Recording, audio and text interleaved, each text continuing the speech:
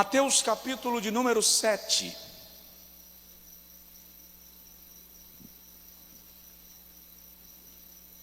Isso, esse barulho de Bíblia me encanta.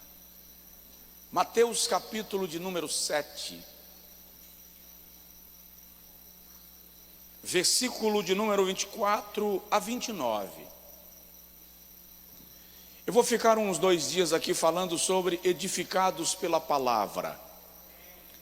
Nas 2 últimas semanas eu falei um pouco com os irmãos sobre o conhecimento bíblico, e nós trabalhamos um pouco o conhecimento da Bíblia enquanto livro. Temos alguns dias aí que a gente vai trabalhar sobre as Sagradas Escrituras. Depois eu quero começar a trabalhar um outro princípio fundamental das doutrinas bíblicas. Mas hoje eu quero falar aqui sobre edificados pela palavra na devoção pessoal. Quero te convidar eu vou chamar de hábito da leitura bíblica diária, da leitura bíblica contínua. Não tenha a Bíblia em casa como enfeite de estante, decoração da mesa. Faça da Bíblia o livro guia, o livro mestre da sua trajetória e da sua vida. Diga comigo um amém.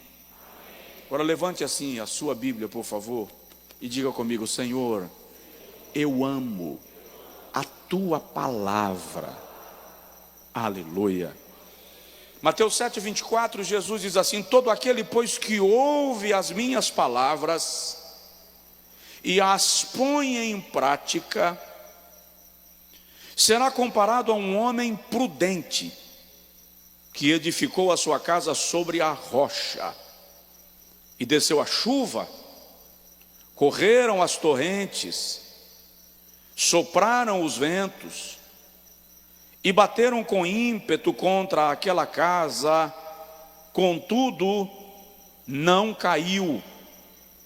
Diga comigo: não caiu. Mais uma vez, não caiu, porque estava fundada ou edificada sobre a rocha. 26, mas todo aquele que ouve estas minhas palavras e não as põe em prática, será comparado ao homem insensato, que edificou a sua casa sobre a areia, e desceu a chuva, correram as torrentes, sopraram os ventos, e bateram com ímpeto contra aquela casa, e ela caiu, e grande foi a sua queda. Ao concluir Jesus este discurso, as multidões se maravilhavam da sua doutrina, porque as ensinava como tendo autoridade e não como os escribas. Amém? Pai, somos teus filhos, tuas filhas. Trata-nos como tais. Fala com a gente e nos orienta por tua graça. Amém. Sente-se um pouquinho, por favor. Abraham Lincoln, um dos grandes nomes da história americana, disse da Bíblia o seguinte: eu amo a Bíblia, eu creio na Bíblia, ela é a maior dádiva que Deus deu ao homem. Todo o bem da parte do Salvador do mundo nos é transmitido por este livro. Dom Pedro II, imperador do Brasil, disse: eu amo a Bíblia, leio-a todos os dias, e quanto mais a leio, tanto mais a amo. Há alguns que não gostam da Bíblia, eu não os entendo. Admiro a Bíblia pela sua simplicidade, suas repetições e suas reiterações da verdade. A Bíblia é a palavra de Deus. Ao contrário do que alguns, dentro de um pensamento chamado moderno, defendem, a Bíblia não é apenas o recipiente, o livro que contém a palavra de Deus. Ela é a palavra de Deus. Alguém já disse, lendo a Bíblia, encontrei alguns erros, e todos eles estavam em mim. A Bíblia é o cômputo de Deus para o homem, o parâmetro de Deus para a nossa conduta e para a nossa vida. É o mapa da nossa conquista, o GPS da nossa viagem. A Bíblia é o martelo que esmiuça o coração endurecido como rocha. É o fogo que queima a palha. A Bíblia é a revelação do pensamento de Deus para nós. Já disse, é a constituição que rege a vida daqueles que pretendem morar no céu. O profeta diz, achando eu as tuas palavras, logo as comi. Elas foram gozo e alegria para o meu coração. Não vou negar a vocês, eu leio a Bíblia e estudo há pelo menos 30 anos de maneira disciplinada, temática e recorrente. Leio a Bíblia bem mais do que isso, porque eu tive de Deus a dadivosa graça de crescer num ambiente onde a Bíblia era o livro utilizado no café da manhã, no almoço e na janta. Então, desde a minha infância eu leio a Bíblia. Quando meu pai queria me dar presentes, me dava uma Bíblia. E quando ele achava que me dar outra Bíblia estava demais, aí ele me dava um disco de vinil com uma pregação sobre a Bíblia. Então, ela faz parte da minha história e da minha existência. E é com base nisso que eu quero dizer a vocês, nem sempre, o que eu vou falar agora é chocante. Vou tirar os óculos. Nem sempre a Bíblia me agrada. Nunca ela me massageia. Sempre me conforta, mas com a mesma frequência me confronta. A Bíblia não é o livro para me tornar confortável.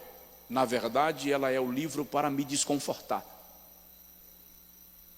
Porque quando ela me gera desconforto, ela provoca em mim o desejo de mudar.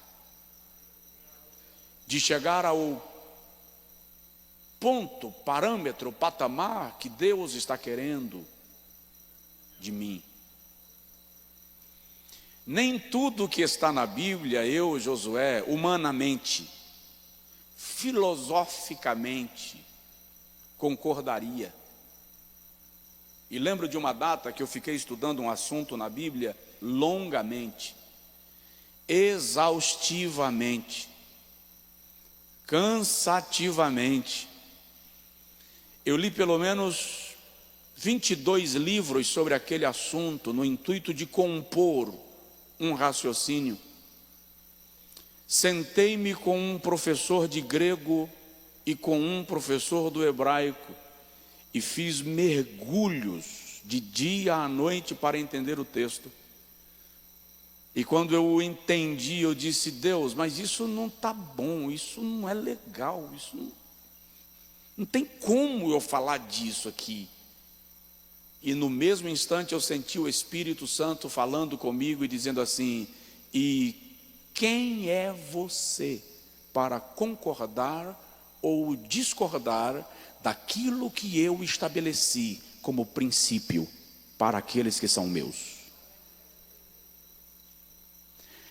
A indagação de Deus foi tão clara, tão profunda, tão violenta contra a minha inteligência, que eu disse assim, não Senhor, não, eu não sou nada, eu não sou ninguém, eu só fiz uma pergunta aqui no impulso.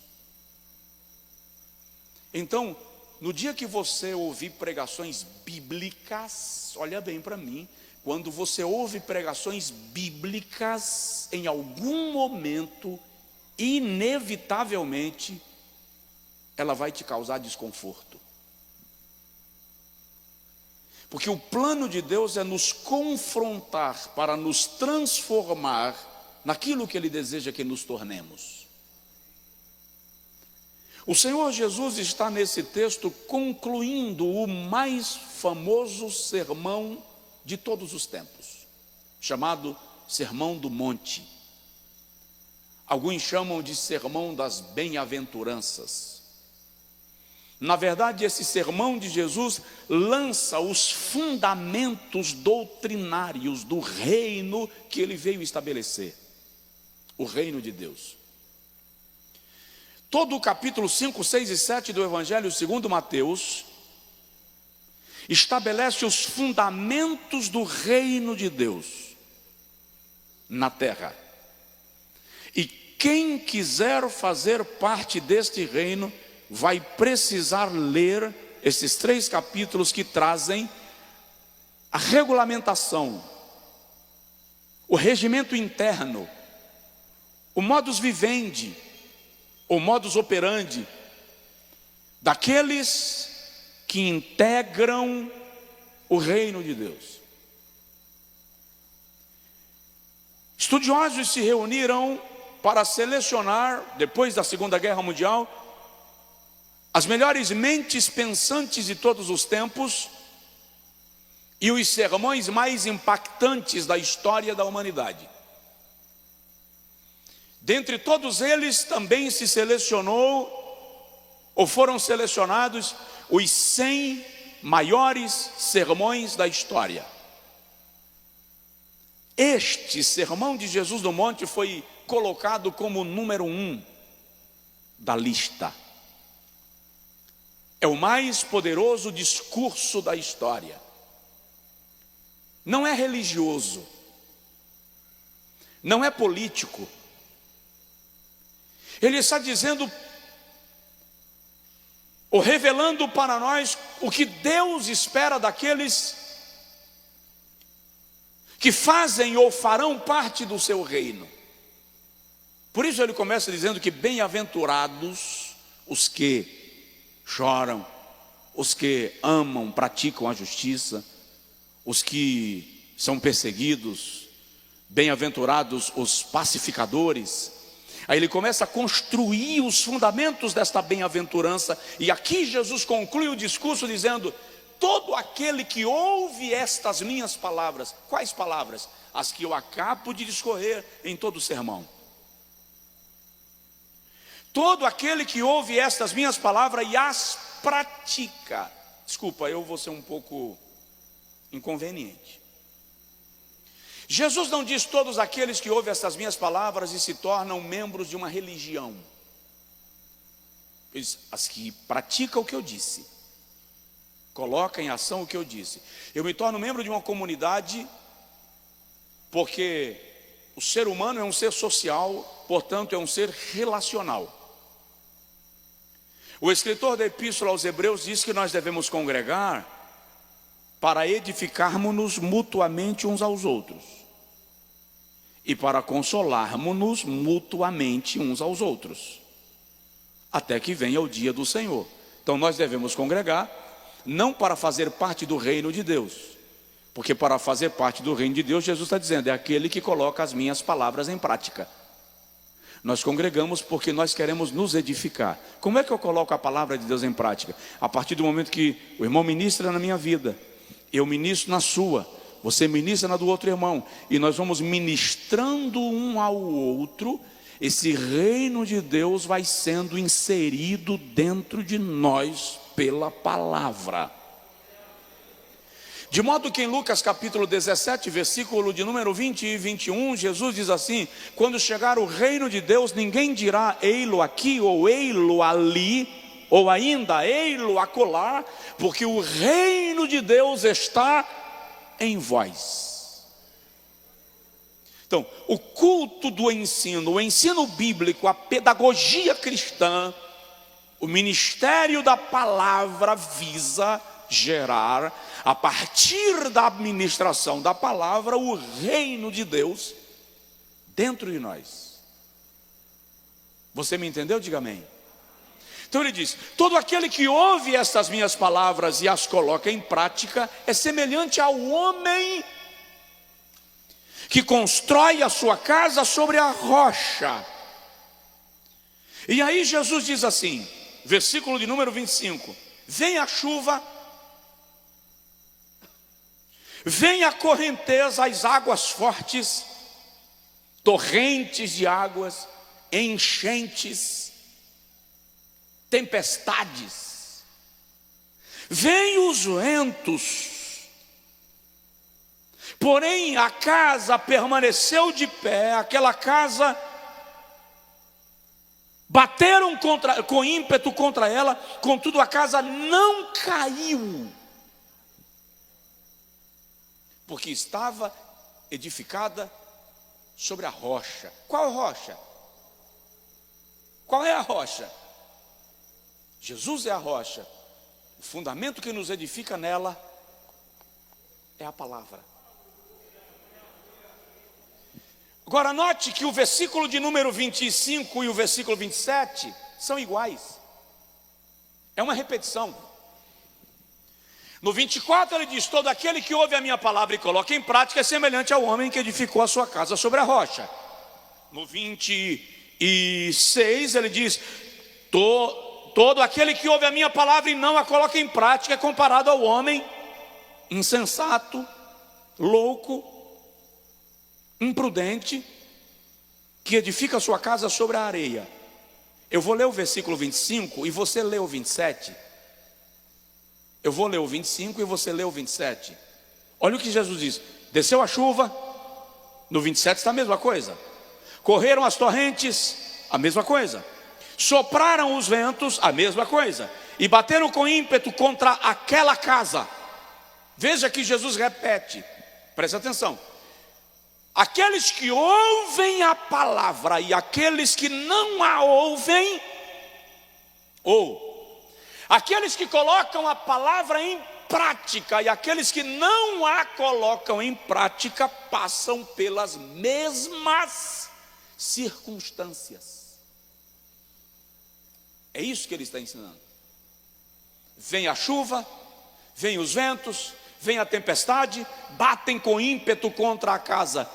Fato de você ser fiel não te poupa do vento, da chuva, da tempestade e do ataque contra a casa.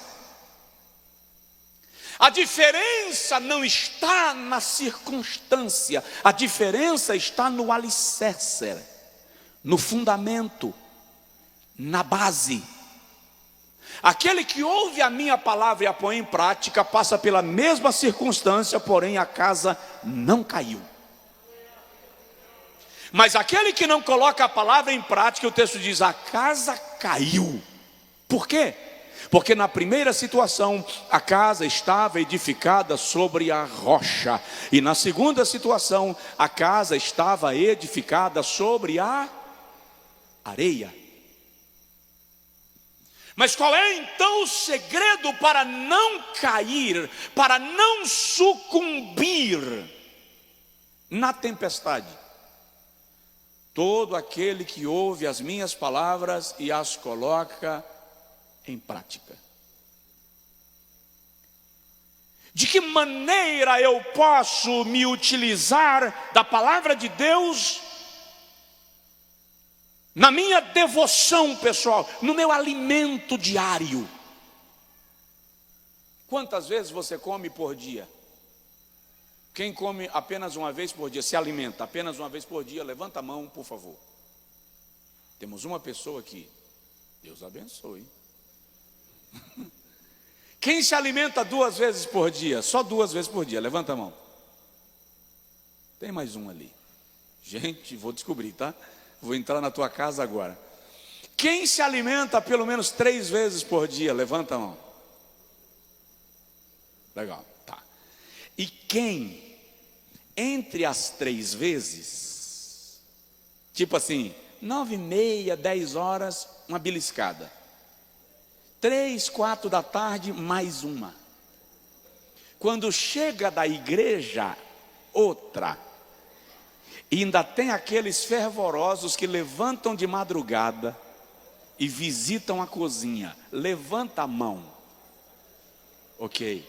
Aí vem uma palavra. Quantas vezes você alimenta a sua alma?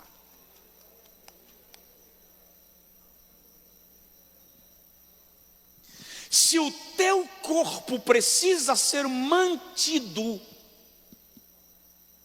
a tua alma precisa ser nutrida.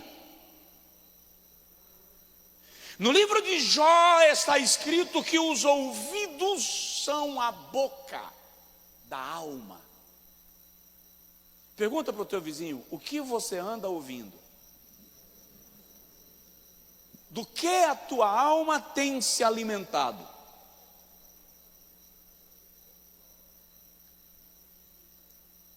Eu li semana passada o texto de Pedro, primeira carta, capítulo 2, versículo 2, quando ele diz assim: desejai, como meninos recém-nascidos, o leite materno não falsificado. Nós precisamos desenvolver anelo, desejo, paixão, fome pela palavra, na devoção pessoal. Escolha um horário do seu dia. Faça da leitura bíblica uma prática habitual. Mas não leia a Bíblia como você consulta o horóscopo.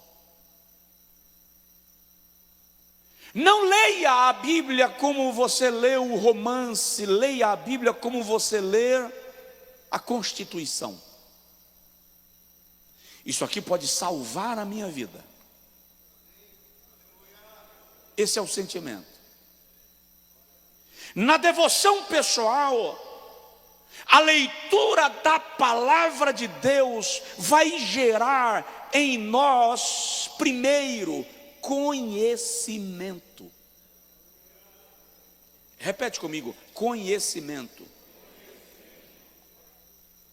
Livro do profeta Daniel, capítulo de número 1, versículo de número 4, quando o rei Nabucodonosor decide que ele quer preparar jovens hebreus para servi-lo no palácio e assisti-lo nas coisas do reino. Ele diz assim: eu quero que sejam jovens em quem não haja defeito algum, de bela aparência, dotados de sabedoria, inteligência e conhecimento, e que tenham capacidade de assistirem no palácio do rei, e que eles aprendam, tenham habilidade para aprenderem as letras e a língua dos caldeus. Note que eles precisavam ser de boa aparência, sem defeitos, cheios de sabedoria, inteligência e conhecimento. As portas estão abertas. O milagre da oportunidade está sendo gerado. Qual é o nosso problema? O nosso problema é que nós resumimos o milagre à fé. E muitas vezes a fé gera o milagre, mas você não tem a habilidade para vivê-lo. Não se preparou para. Não busca conhecimento. Um dia uma jovem chegou para mim aqui na igreja: pastor, eu tenho chamada missionária e eu gostaria de ser enviado pela igreja. O que o senhor me orienta a fazer? Qual seminário o senhor me indica? E eu perguntei para ela: você já concluiu a faculdade? Ela disse: não, senhor, nem comecei ainda. Eu disse: comece pela faculdade. Espera aí, pastor, minha chamada é para missões. Eu sei, mas tem lugar que eu não posso te enviar como missionária, mas posso te enviar como médica, como engenheira, como técnica de futebol, como agrônoma. Se prepare para os desafios da vida. O Senhor Jeová, quando usa o profeta Oséias, no capítulo de número 4, versículo de número 6, diz assim: o meu povo está sendo destruído porque lhe falta o conhecimento. Já dei exemplos aqui na ministração da semana passada de quanto a ausência do conhecimento nos furta a oportunidade e soluções que são práticas para quem os tem. O estudo sistemático da palavra de Deus vai gerar conhecimento. Eu lembro que uma certa feita, eu era menino ainda, lá no Angico, e teve uma profecia na igreja. E na profecia, a irmã estava sendo usada por quem sabe Deus, para dizer que ninguém precisava estudar mais, porque eu já estou voltando, diz o Senhor. Irmão, era tudo que eu precisava ouvir. Eu estava na 4ª série do antigo ensino fundamental, né?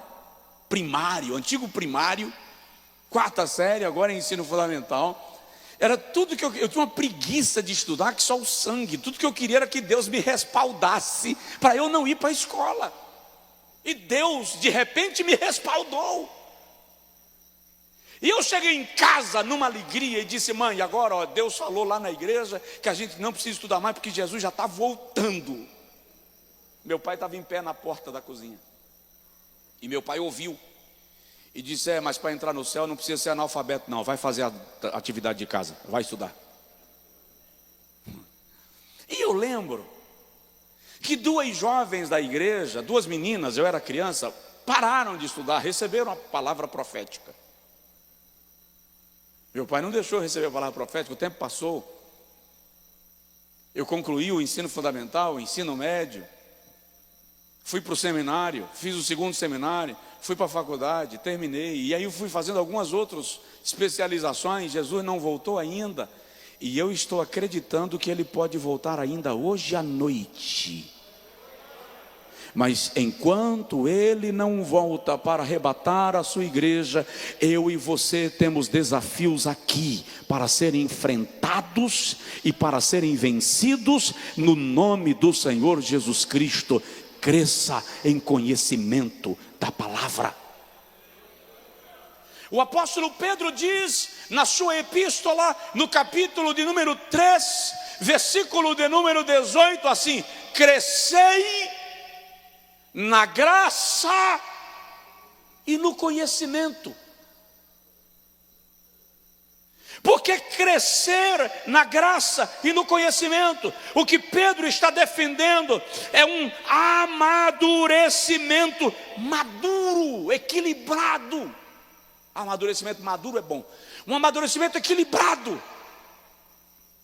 Graça e conhecimento geram maturidade, equilíbrio, poupa dos excessos. Na primeira epístola, capítulo 1, versículo de número 5, segunda epístola, capítulo 1, versículo 5, o apóstolo Pedro orienta e diz assim: e por isso mesmo, vós, empregando toda a diligência, acrescentai à vossa fé a virtude, e à virtude o conhecimento, e ao conhecimento o domínio próprio. Então, o estudo bíblico diário, a leitura bíblica diária, gera para o cristão conhecimento que é necessário para desfrutar as oportunidades que Deus reservou para ti. Tem alguém aqui? Diga comigo assim: Senhor, me dá conhecimento. Olha o que o sábio Salomão diz no livro dos Provérbios, capítulo 2, versículo de número 10 e versículo de número 11. Pois a sabedoria entrará no teu coração, o conhecimento dará prazer à tua alma, o bom siso, bom juízo te protegerá, e o discernimento te guardará. Olha o que ele continua dizendo para nós no capítulo 3, no versículo de número 13: feliz é o homem que acha sabedoria e o homem que adquire conhecimento, pois melhor é o lucro que ela, a sabedoria, dá, do que o lucro da prata, e a sua renda do que o ouro. Muita gente querendo ficar rico, se arrebentando para isso, mas não busca o conhecimento para tal. Até porque, alguém falou comigo outro dia, estou orando para Deus me fazer ganhar no prêmio acumulado da, não sei se é Mega Sena, um negócio desse. Eu perguntei, quanto é? 150 milhões. Caramba, é dinheiro para não acabar mais, irmão. Dá para fazer umas 2 cruzadas. Aí eu perguntei para ele, se você receber 150 milhões hoje, o que é que você faz? Eu nem sei. Como é que você está pedindo a Deus algo que, se Ele te der, você nem sabe o que vai fazer? Conhecimento. É preciso buscá-lo. O conhecimento da palavra é imprescindível para que você não seja guiado de qualquer maneira, de qualquer forma. Provérbios capítulo 4, versículo 7 ao versículo 9 diz assim: a sabedoria é a coisa principal. Adquire, pois, a sabedoria, sim, com tudo que você possui. Adquira o conhecimento. Ei, o preço da sabedoria é a experiência. O preço do conhecimento é o bolso. Você paga para conhecer. É preciso buscar. E na igreja nós temos a mania de que quando o assunto envolve bolso, a gente recua. Alguns cursos são pagos, alguns treinamentos são pagos. Eu participei de um curso que ganhei de presente. Alguém me presenteou com um curso de 3 dias, 3 dias de imersão, custo R$6.800. E acredite, não foi caro. Não foi caro. Entenda que é preciso ter disposição de investir em conhecimento, porque, como diz o texto que eu li anteriormente, o lucro do conhecimento e da sabedoria é melhor que o lucro do ouro e que o lucro da prata. Por quê? Porque ele, antes de tudo, te preserva a vida, te poupa, gera oportunidades para a sua alma. Olha só, estima a sabedoria e ela te exaltará. Se tu a abraçares, ela te honrará. Ela dará à tua cabeça uma grinalda de graça e colocará na tua fronte uma coroa de glória. Provérbios 8:17, que todos nós dizemos que é Deus falando. Eu amo os que me amam, e os que de madrugada me buscam me acharão. Ali não é a pessoa de Deus, ali é a pessoa da sabedoria. É a sabedoria dizendo: eu amo os que me amam, e os que de madrugada me buscam me acharão. A sabedoria está dizendo: toma tempo, aproveita o silêncio, valoriza o tempo que você pode buscar-me, e se você me buscar, eu me apresentarei a você.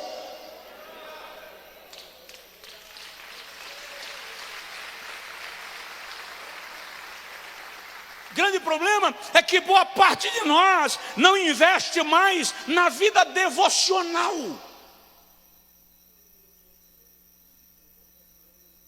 Aliás, quase nenhum lar cristão pratica mais o hábito do culto doméstico, da oração na hora da alimentação.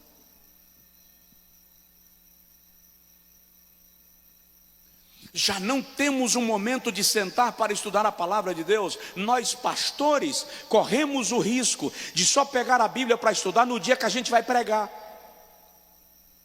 Como eu vou pregar hoje, então eu vou sentar para preparar a mensagem. E esta não é A perspectiva de Deus, o estudo da palavra, a leitura da palavra deve fazer parte da nossa vida diária, deve compor conosco.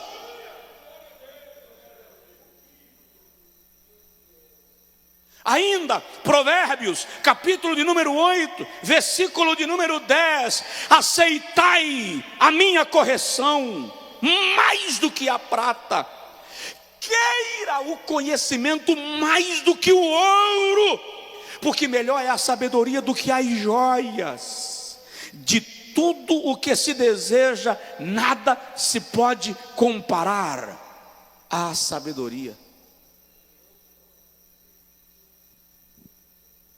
Igreja amada, hoje eu recebi uma notícia muito feliz, de uma irmã, membro da nossa igreja. Ela não é pastora, ela não é missionária, ela não é diaconisa, é membro da nossa igreja.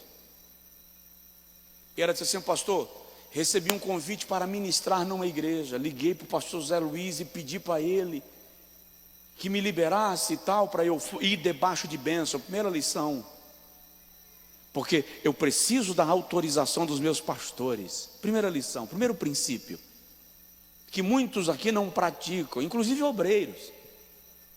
Para que eu tenho que dizer ao pastor que eu vou pregar em tal lugar? Só por princípio de autoridade, lerdo. Só isso. Ela disse: pastor, foi uma semana de estudo que foi uma luta para conseguir elaborar a mensagem. Ela bateu na testa assim e falou assim: eu fiz um esqueleto de pregação. Aí ela disse: só que o senhor estava comigo, enquanto eu estudava, eu lhe ouvia falando, eu lhe ouvia ensinando, suas pregações começaram a vir, eu fui orientada. Que gratidão a Deus por ser ensinada na minha igreja, ela disse. E ela disse: quando eu fui ministrar, cheguei lá, eu disse à igreja: estou aqui com autorização dos meus pastores, sou da igreja tal, sou ovelha do pastor tal. E quando terminou de pregar, ela disse: o pastor, quando pegou o microfone, falou: muito obrigado por nos fazer comer Bíblia. Querido, se você se afincar, se apaixonar pela palavra, em cada culto se esmerar em receber a palavra, quando as oportunidades chegarem para a sua vida, você vai tremer? Vai, porque no dia que você parar de tremer com a responsabilidade do altar, alguma coisa está fora do lugar. Mas o Espírito Santo vai te fazer lembrar aquilo que você recebeu. Aleluia. Coloca a palavra na tua devoção pessoal. A Bíblia diz que Jesus crescia e se fortalecia em graça, estatura, graça e sabedoria diante de Deus e diante dos homens. Vamos concluir? Edificados pela palavra na devoção pessoal, instruindo os filhos. Quem é pai ou mãe aqui? Levanta a mão, por favor. Deus abençoe sua vida. Deus abençoe os seus filhos. Deus abençoe os seus netos. Deus abençoe a sua descendência. Mas vem uma pergunta: o que nós temos feito de orientação bíblica para os nossos filhos? Lamentavelmente, nós desenvolvemos o hábito de dar a eles tudo e qualquer coisa, mas não tomamos o tempo para orientá-los na palavra. Deuteronômio capítulo 6, versículos 6 e 7 diz: essas palavras que eu hoje te ordeno, tu as ensinarás aos teus filhos, em casa, no campo, no caminho, inculcarás neles os meus mandamentos. O que é inculcar? Fixar, repetir, até que se transforme em estilo de vida, até que entre na mente deles. Por que isso? Provérbios 22:6: ensina o menino no caminho que deve andar, Diga comigo, ensina. Fala comigo, ensina o menino no caminho. Repete isso, no caminho. Só mais uma vez, no caminho que deve andar. E até quando envelhecer, não se desviará dele. Sabe o que é interessante? A Bíblia não diz ensina o menino o caminho, ensina no caminho. Qual é a diferença? Ensinar o caminho é apontar, vai por ali. Ensinar no caminho é dizer, vem comigo.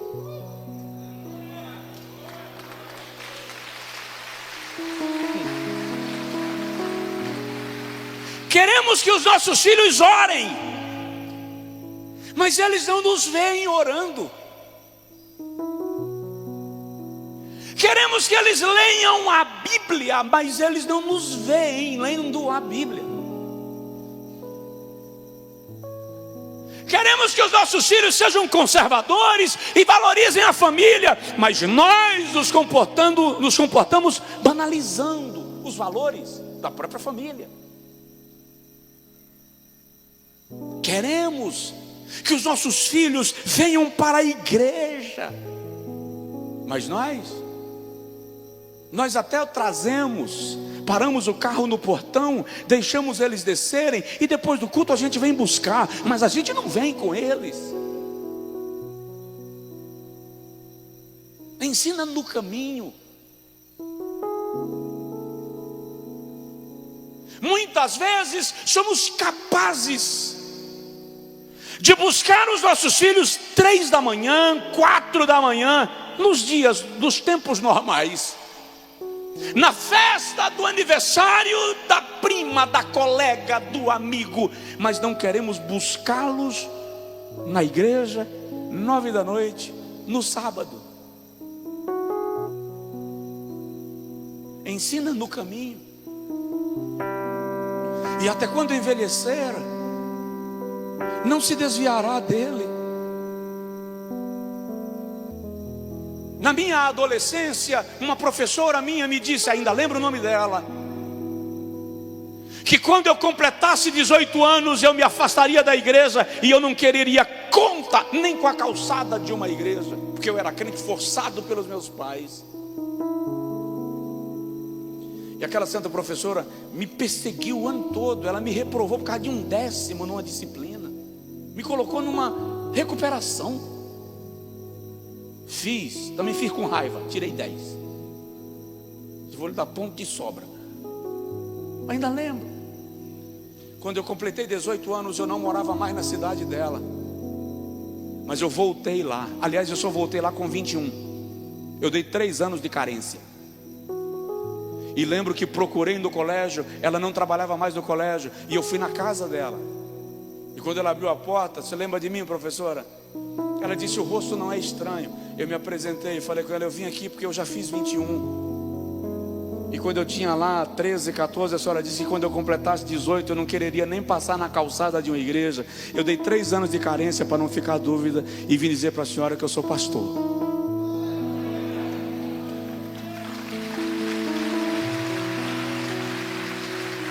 Ensinar os filhos não os afasta de Deus.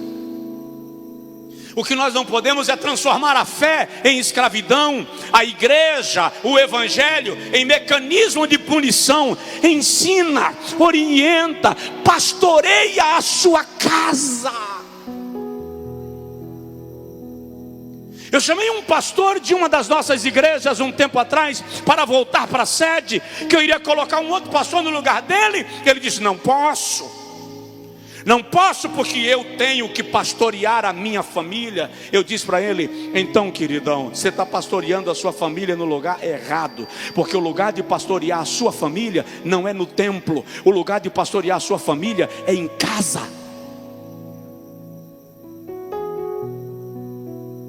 Cada homem aqui, levanta a mão por favor. Você é sacerdote, você é pastor na sua casa. Exerça o sacerdócio no seu lar. Exerça a liderança espiritual na sua casa.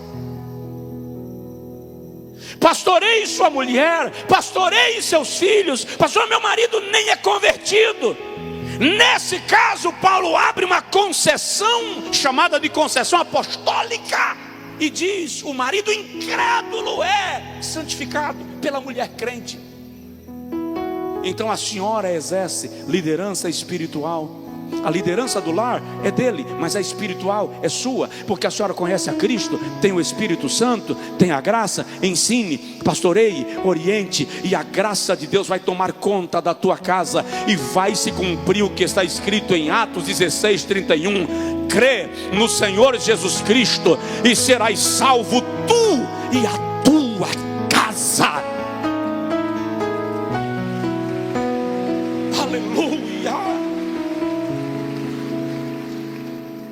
Penúltimo lugar, na devoção pessoal, a leitura bíblica nos torna bem-sucedidos. Ei, estudar a Bíblia, estudar a Bíblia te abre caminhos de prosperidade. Tem alguém do seu lado? Fala com ele: a Bíblia te abrirá caminhos de prosperidade.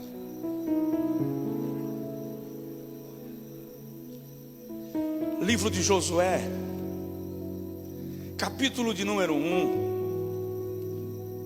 está escrito assim no versículo de número 7: tão somente esforça-te, tem muito bom ânimo, cuida de fazer conforme toda a lei que o meu servo Moisés te ordenou. Não te desvie dela, nem para a direita, nem para a esquerda, a fim de que sejas bem-sucedido em tudo que fizeres, por onde quer que andares.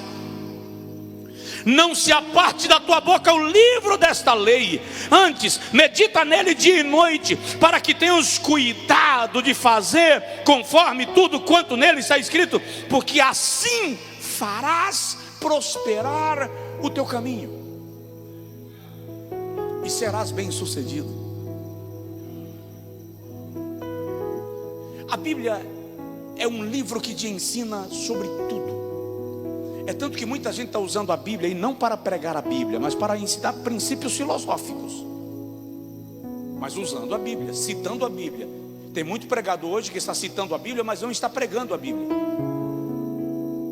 Você quer prosperar? Faça da Bíblia seu livro de cabeceira. Faça da Bíblia o seu livro de cabeceira. Seja ela a sua última leitura à noite.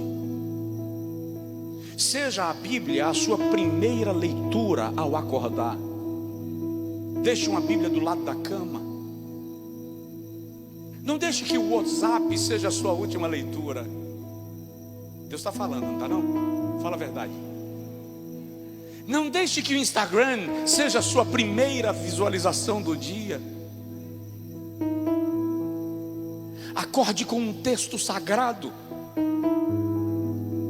Ela fará prosperar o seu caminho. Isso é tão poderoso. Eu disse aqui na primeira semana que falei sobre as Sagradas Escrituras, Joel capítulo 2, versículo 21 a 28, está escrito assim: e eu vos darei ensinador de justiça. Eu vos darei o quê?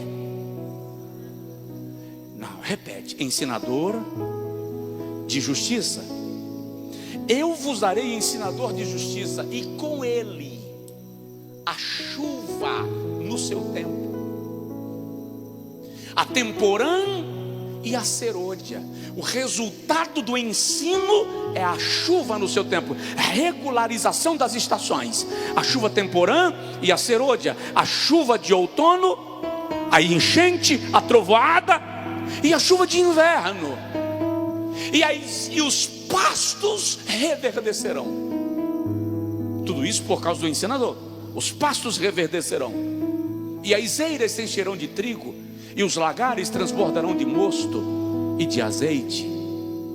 E eu vos restituirei o tempo que foi consumido pela crise, e vós vos enchereis e vos fartareis, e eu, o Senhor, estarei no meio de vós, e o meu povo não será envergonhado. E sabereis que eu, o Senhor, estou no meio de vós, e comereis abundantemente e vos fartareis, e o meu povo nunca mais será envergonhado. E há de ser que nos últimos dias derramarei do meu espírito sobre toda a carne. Vossos filhos e vossas filhas profetizarão, os vossos velhos terão sonhos, os vossos mancebos terão visões, e até sobre os servos e sobre as servas derramarei do meu espírito naquele dia, diz o Senhor. Mas tudo começa lá no versículo 21. Eu vos enviarei ensinador de justiça. A palavra te abrirá caminhos de prosperidade. A palavra vai te ensinar a gerenciar teu negócio. A leitura da palavra vai abrir para você oportunidades que você não viu. Antes de abrir o seu estabelecimento comercial, cada dia, abra a Bíblia. Faça isso uma rotina, uma disciplina. Eu vou concluir te dizendo, terça-feira a gente dá sequência, edificados pela palavra. Hoje eu falei sobre a palavra na devoção pessoal. Semana que vem eu vou te mostrar como a palavra gera poder espiritual. Mas hoje deixa eu te dizer ainda, a leitura da palavra vai te aproximar de Deus. Vai te levar a conhecer Deus.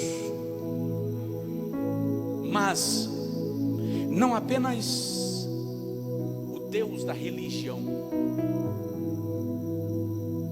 A leitura da palavra vai te levar a conhecer Deus, que é teu Pai.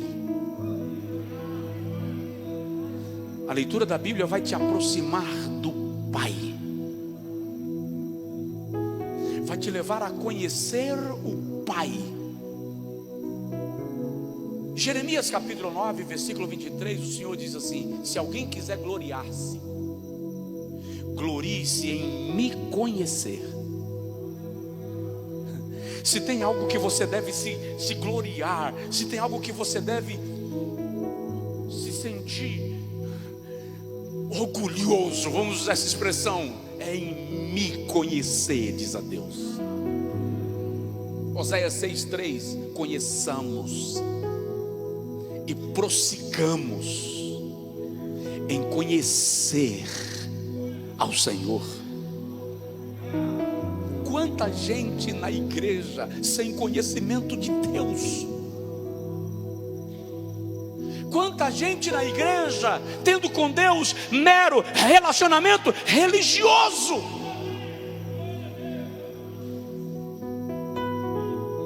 Jó é provavelmente o maior crente do Antigo Testamento.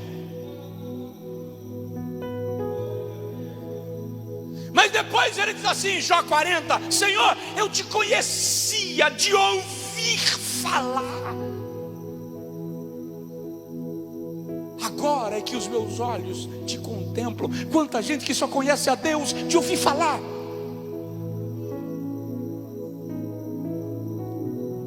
O Deus que o pastor fala dia de terça, o Deus que o pastor fala na escola bíblica. Ei, o Senhor quer que nós tenhamos acesso a Ele. Jesus na terra é a clara revelação de Deus, de que Ele deseja se relacionar comigo e com você. A palavra nos aproxima de Deus. Paulo está preso. Fica de pé, por gentileza.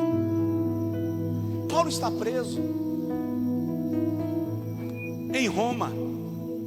Ele sabe que vai morrer. Está sozinho. Ele chega a escrever: na minha última audiência ninguém compareceu em meu favor. Nenhum paracleto, nenhum advogado, nenhum mediador. Ele estava só. Mas ele diz a Timóteo: mas eu sei em quem tenho crido. É interessante porque a expressão eu sei em quem tenho crido é uma forma de dizer eu conheço quem Ele é. Eu sei a quem eu servi. eu estou aqui, mas eu sei com quem eu me relaciono. Por isso que ele diz: eu combati o bom combate. Ele não diz combati bom combate, ele diz combati o bom combate. Paulo não está falando da sua performance, ele está falando da causa pela qual ele lutou. Combati o bom combate, eu lutei pela causa certa, acabei a carreira, guardei a fé. Como guardou a fé? Você está condenado. Depois de evangelizar a Europa, depois de evangelizar a Ásia, depois de incendiar a África, você está dizendo que você guardou a fé? Como assim? Você vai morrer, você vai ser decapitado, Roma vai arrancar o pescoço.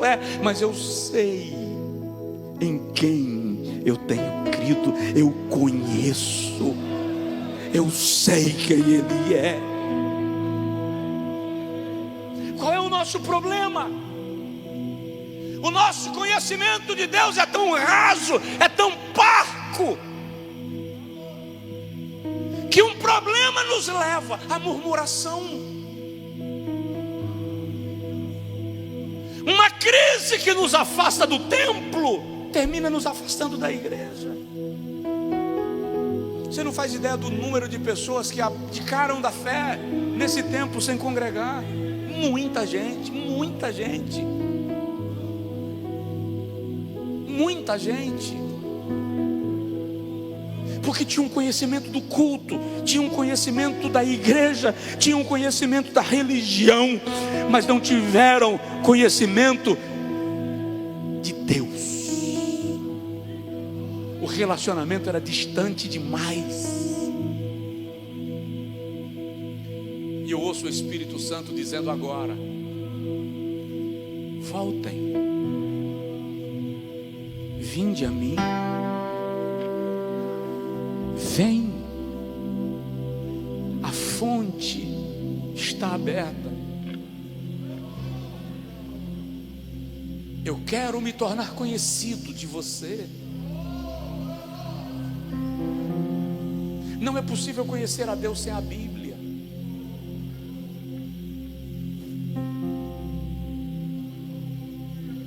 Não é possível conhecer Deus sem as Sagradas Escrituras.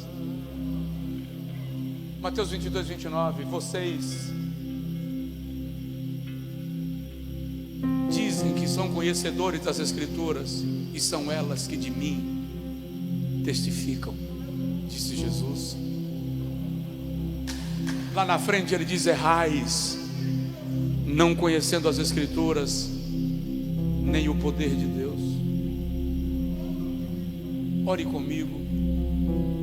Faça um pacto com Deus esta noite. Faça com Deus o pacto de que hoje, antes de dormir, você vai ler um texto sagrado e vai dormir ruminando.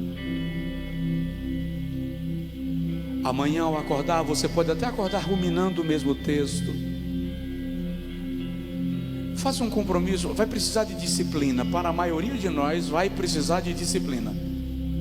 Mas faça a disciplina de sua última leitura hoje ser um texto sagrado, e a sua primeira leitura amanhã vai ser um texto sagrado. Quem pode fazer esse compromisso de autodisciplina? Levanta assim a mão comigo. Pai, o teu povo se dispõe a ler a tua palavra e estudá-la. Senhor, tu sabes que para a maioria de nós esse compromisso vai exigir um treinamento. Mas eu te peço agora que o Espírito Santo comece a produzir em nós fome da tua palavra. Que o Espírito Santo comece a produzir em nós sede de conhecer a tua palavra. Os que estão aqui no templo, os que estão em casa, sendo alcançados por esta ministração, hoje ou depois, que o desejo pela tua palavra aumente na tua igreja, Senhor. Que o mundo te conheça através de nós. Que a tua igreja desenvolva crivo, que critério pela tua palavra, desejo de conhecê-la, desejo de ouvi-la de maneira pura, e como sinal, Senhor, de que a tua palavra evidencia em nós, gera no coração dos teus filhos agora alegria, gera no coração dos teus filhos agora renovo. Rege nesta noite um coral de línguas espirituais. Aquele irmão que nunca mais foi renovado no Espírito, que o renovo venha sobre ele agora, Senhor. E que pela tua palavra a cura seja liberada sobre o teu filho e sobre a tua filha. Que a unção do Espírito Santo seja manifestada. Que a tua palavra gere em nós freio. Que a tua palavra nos blinde. Que a tua palavra nos cerque.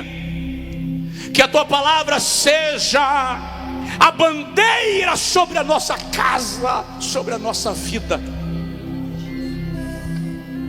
Em nome de Jesus. Em nome de Jesus.